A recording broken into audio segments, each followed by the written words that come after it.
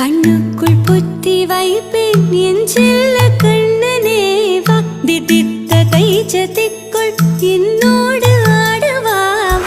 அடிக்கடி உன்னை பிடிக்க நான் மன்றாடிட இடப்புறம் விரல் மடக்கி நீ